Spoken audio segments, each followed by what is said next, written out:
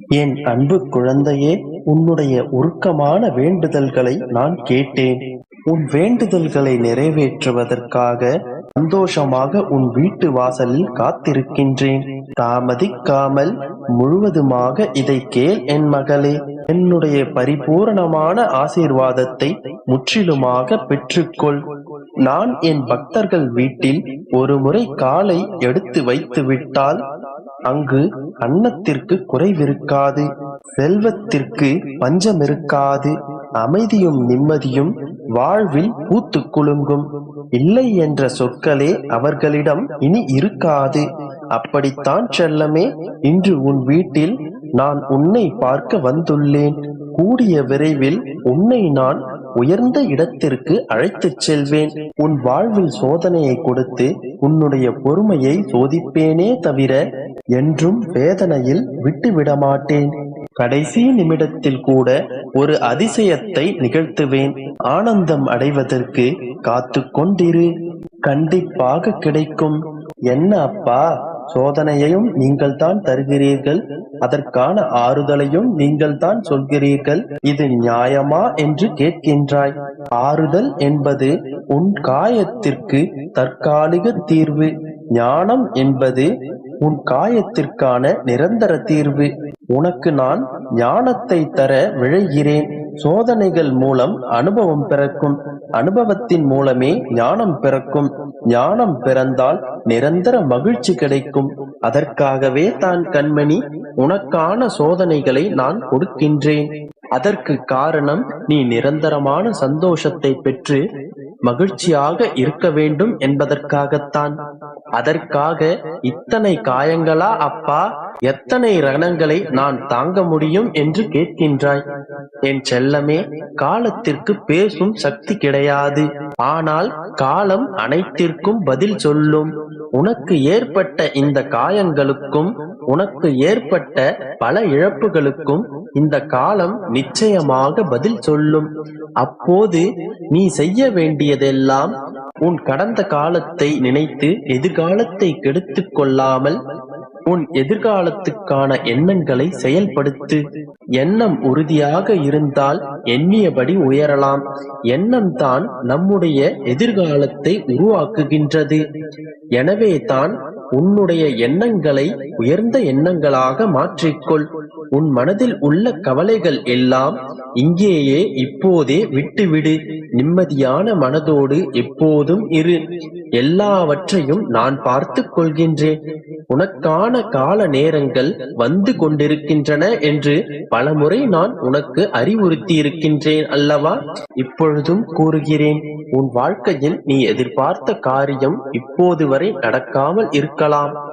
இதன் பிறகு அது எந்த தடங்களும் இல்லாமல் இனிதே நடைபெறும். நானே கதி என்று, எனையன்றி இவ்வுலகில் உன்னை காக்க யாரும் இல்லை என்று என்னை நாடி வரும் பக்தர்களை நான் மனமிறங்கி காத்தருள்வேன். அப்படித்தான் கண்மணி, உன்னை நான் காத்து கொண்டிருக்கின்றேன். என்னை நினைத்து நீ ஒரு முறை அழைத்தாலும் கூட உன்னை காக்க நான் ஓடோடி வருவேன். நம்பிக்கையோடு இரு, எல்லாமும் நல்லதாகவே நடக்கும். என் அன்பு குழந்தையே, உன்னை நான் சந்தித்த கணமே உன்னுடைய பிரச்சனைகள் அனைத்திலிருந்தும் நீ விடுபடலாம். நான் எப்பொழுதுமே உன்னை அதிகமாகத்தான் நேசித்துக் கொண்டிருக்கிறேன். இத்தனை நாட்களாக எதற்காக இவ்வளவு பிரார்த்தனைகள் மேற்கொண்டாயோ அதனை நிறைவேற்றும் காலம் வந்துவிட்டது. என் அன்பு குழந்தையே, காசு பணம் இல்லை என்றாலும் என் மீது அளவுக்கதிகமான பாசத்தையும் அன்பையும் கொட்டுகின்ற என் செல்ல பிள்ளை அல்லவா நீ? உன்னுடைய வேண்டுதல்கள் அனைத்தையும் நிறைவேற்றாமல் வேறு யாரு வேண்டுதலை நான் நிறைவேற்றப் போகிறேன்? உன்னுடைய மனக்குமுறல்கள் என்னை அசைக்கும் போது என்னால் எப்படி நிதானமாகவும் நிம்மதியாகவும் இருக்க முடியும்? என் அன்பு குழந்தையே, என்னுடைய இளமை உனக்கு புரியாது. நீ கஷ்டப்படுவது அழுவது மட்டும்தான் உனக்கு தெரியும். உன்னுடைய பிரச்சனைகளால் நீ படுகின்ற வலியை விட என் மனம் படும் வேதனைகள் அதிகம். குழந்தையே, என் பிள்ளையாகிய நீ கஷ்டப்படும் பொழுது எந்த தகப்பனாலும் தாயாலும் நிம்மதியாக இருக்க முடியுமா? உன் கஷ்டங்கள் அனைத்தையும் நீ சொல்லாமலே அறிந்தவன் நான். நீ கேட்கும் முன்னரே உன்னுடைய தேவைகள் அனைத்தையும் அறிந்து கொண்டு அத்தனைகளையும் அறிந்தும் தெரிந்தும் ஏனப்பா இன்னும் எதையுமே சரி செய்யவில்லை என்று கேட்கிறாயா?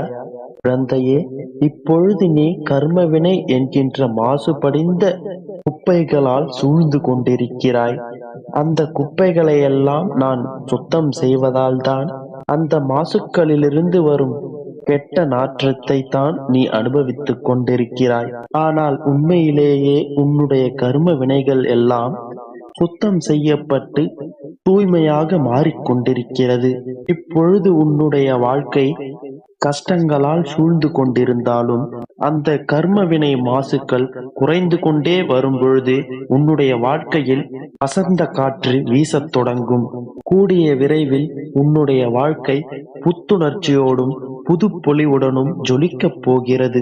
எந்த கஷ்டமும் கவலையும் இல்லாமல் உன்னுடைய வாழ்க்கை பழமுதிர் சோலையாக மாறப்போகிறது.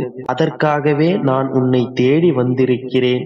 என் குழந்தையே, சந்தோஷமாக இரு. அனைத்தையும் உன் தந்தையாகிய நான் பார்த்துக் கொள்கிறேன். என் அன்பு குழந்தையே, வாழ்க்கை முழுவதும் கஷ்டமாகவும் சோதனைகளாகவும் இருக்கிறது என்று கூறாதே. வாழ்க்கை என்றாலே இன்பமும் துன்பமும் இருக்கத்தான் செய்யும். வாழ்க்கை என்பது நெடுதூரப் பயணம். அந்த பயணம் சில இடங்களில் மிக வலிமிக்கதாகவும் இருக்கும். அந்த நேரம் மனம் தளராதே. நிச்சயம் அவை அனைத்தும் உன்னை பலவீனமாக்கும் என்று கருதாதே.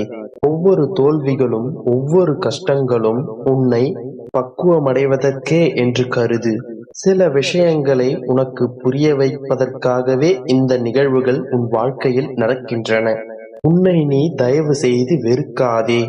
நீ நினைக்கின்ற செய்கின்ற செயல்கள் அனைத்தும் என்னை பதற வைக்கின்றன. உனக்கு ஒன்றும் இல்லை. வீணாக எதையெதையோ நினைத்து குழம்பிக் கொண்டிருக்காதே. உன்னை உன் அப்பா விட்டு விடுவேனா என்ன? உன்னிடத்தில் எப்பொழுதுமே உன் அப்பா நான் இருப்பேன். சில காலத்தில் நீ எடுத்து வைக்கும் அடிகள் அனைத்துமே உன்னை எதிர்மறையான பாதைக்கு இட்டுச் செல்லும். ஆனால் இப்பொழுது இருக்கும் உனக்கான காலம் உன்னுடைய பொற்காலம். உன்னை விட்டு விலகிய நேர்மறையான பாதைகள் எல்லாம் உன்னை தேடி வந்து விட்டது. சில தடங்கல்கள் உனக்கு மன அழுத்தத்தை ஏற்படுத்தும். ஆனால் அவற்றால் உன்னுடைய வாழ்க்கையை எதுவுமே செய்ய முடியாது. இப்பொழுது நீ என்னுடைய பார்வையில் இருக்கின்றாய். என்னுடைய கைகளில் என்னுடைய அரவணைப்பில் இருக்கின்ற என் பிள்ளை நீ. எப்பொழுதும் அதை மறக்காதே என் குழந்தையே. உனக்குள் தைரியம் என்ற வார்த்தை இரத்த ஓட்டத்திலேயே இருக்கிறது. அதை நினைவில் கொண்டு எப்பொழுதும் நடந்து கொண்டே இரு. நீ எதற்காகவும் பயப்படத் தேவையில்லை, கலங்கத் தேவையில்லை. உன் வாழ்க்கையில் வெற்றி என்கின்ற தீபத்தை ஏற்றுவது என்னுடைய பொறுப்பு. நம் வாழ்க்கையில் எப்பொழுதும் தவறாகவே நடந்து கொண்டிருக்கின்றனவே என்று வருந்தாதே. இந்த தவறுகள் அனைத்தும் சரி செய்யப்படும். உனக்கான இன்ப அதிர்ச்சியும் உன்னை தேடி வரும்.